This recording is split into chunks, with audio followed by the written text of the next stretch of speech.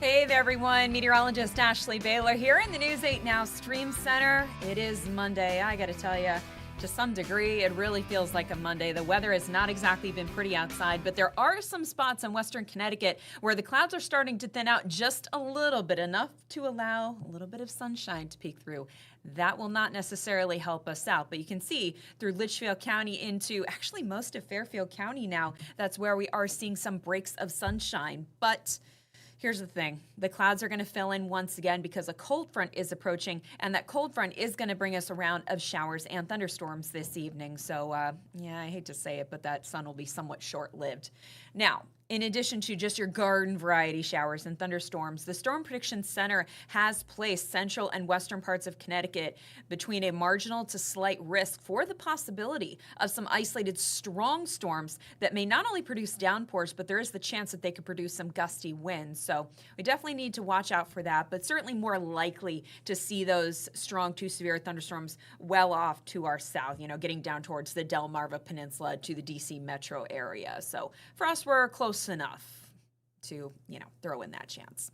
And here's a look in Long Wharf where the fog has been holding pretty heavy through much of the day. But yeah, notice up in the upper left corner there, we're starting to see a little break of blue sky. Temperatures are around 57 degrees, but certainly where they are seeing more sunshine, like at Danbury, is at 71 degrees.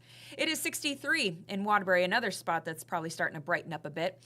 It is 61 in Meriden, 58 degrees in Willimantic. So despite the fact that it has been a damp and dreary day, that south wind is pushing temperatures well above average. And look at the temperature change just from 24 hours ago, ranging anywhere from 6 degrees warmer in New London to 26 degrees warmer in Danbury. There's that south wind I was talking about, ranging anywhere from 6 to 14 miles per hour. So there is a noticeable breeze, but of course it is drawing in the mild air. So let's take a closer look at this thunder shower threat.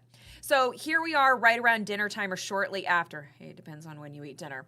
Notice that we are going to have these showers move in and also pick up on these shades of yellows, oranges, and reds. That does indicate where the front comes through that there could be some downpours. You may hear some rumbles of thunder. I don't necessarily expect any storm to reach severe limits, but, we always got to watch out for that possibility. But it's really going to be coming down for a good chunk of the night. So if you're a light sleeper between the downpours and the rumbles of thunder, may not exactly be the most serene night for you. Now, as we head into tomorrow morning, I do expect there could be some lingering clouds, but they'll quickly move away, allowing for a nice bright Tuesday. And temperatures will be running on the seasonal to seasonally mild side.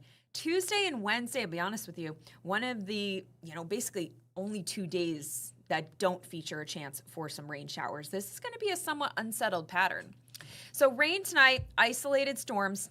Winds initially out of the south will gradually switch more out of the north once that frontal boundary comes through. And then tomorrow, winds will be diving out of the northwest, anywhere between 5 upwards of 15 miles per hour. So that northwest wind will definitely keep temperatures a few degrees cooler inland, whereas the shoreline we should make a run for the mid-50s.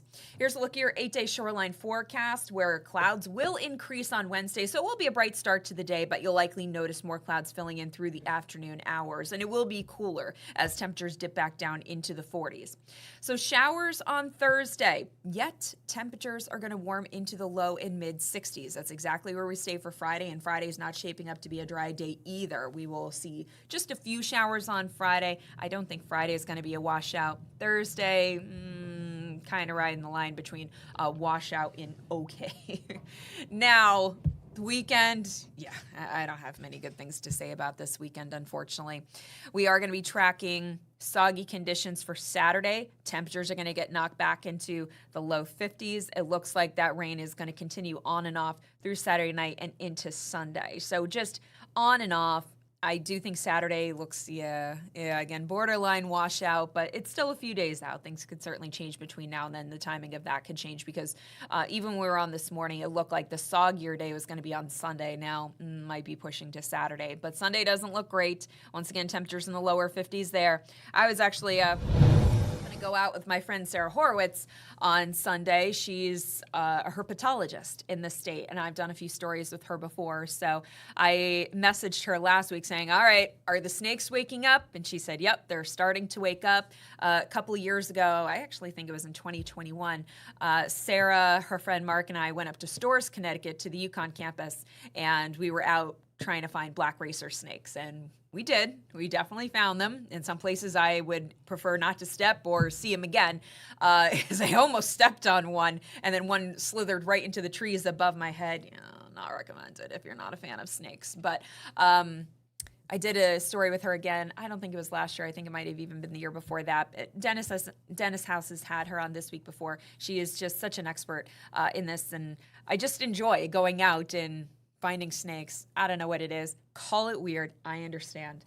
But snakes do wake up this time of year. And I think it's so important. What's so important about the snakes is, one, being able to identify a harmless little milk snake over a copperhead, because they can look very, very similar. And just being able to identify some of the poisonous snakes that we do, the venomous snakes that we have in this state, because there are a couple. You may run into a timber rattler at times. There are copperheads that are out there. I know some dogs have unfortunately run into them if they've been out at some of our state parks. So I think it's important to be able to not only identify whether you have a non-venomous versus venomous snake, but also just knowing that snakes, they don't typically want to engage. They're more likely to flee than engage you. So I think that's also important to know that if you see one, they're going to slither away as fast as they possibly can. They want nothing to do with you or your animal necessarily, unless they feel threatened. So, snake conversation coming out of weather, something you totally didn't ask for, but I hope it's useful information for you. But yeah, the outdoor plans I had for this weekend, those are starting to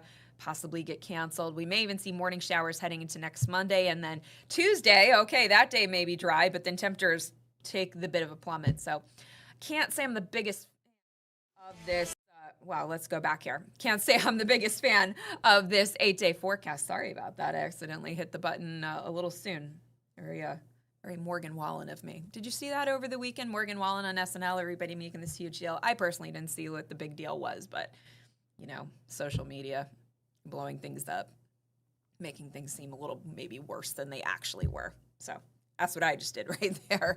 Anyway, I hope you have a good week. I will be back with you tomorrow. At least we'll have dry conditions tomorrow. But yeah, watch out for those showers and thunderstorms heading into tonight. See you later.